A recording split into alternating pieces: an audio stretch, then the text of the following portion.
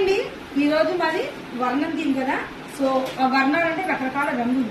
ఆ రంగుల గురించి మా రంగం పిట్టి వాళ్ళు ఒక్కొక్కరు ఒకరు చెప్తారంటే రెడీగా ఉన్నారు. ఏం చెప్తారో చూద్దామా?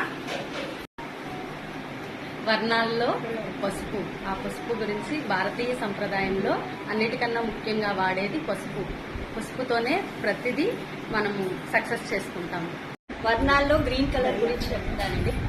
ఆకుపచ్చ అంటే మన పాడి పంటలు పచ్చదనంగా ఉంటే మనం అందరం కూడా సుఖంగా శాంతంగా అందరం ఉంటాం కాబట్టి ఎటువంటి ఇది ఉండదు కాబట్టి గ్రీన్ అంటే చాలా బాగుంటుంది.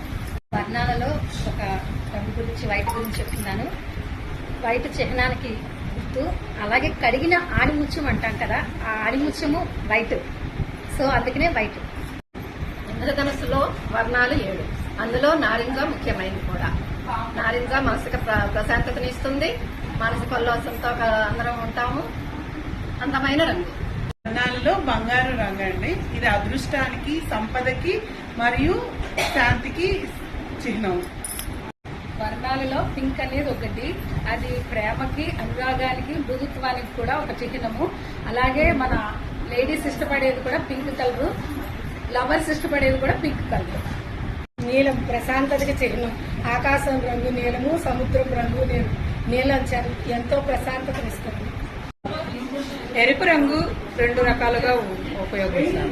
ఒకటి కుంకుమ పెట్టుకోవడానికి మనం వాడతాం ఎరుపు రంగుని. 2 ఎరుపు రంగు ప్రమాదాన్ని సూచిస్తుంది.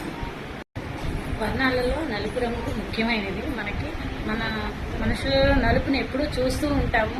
దేవుడి దగ్గర కూడా ప్రశాంతంగా ఉండాలని అందరూ నలుపు రంగు దుస్తులు ధరిస్తూ ఉంటారు. మనకి ప్రతికూల శక్తుల్ని ఇస్తుంది నలుపు అని చెప్పి చెప్తుంది పురాణాలు.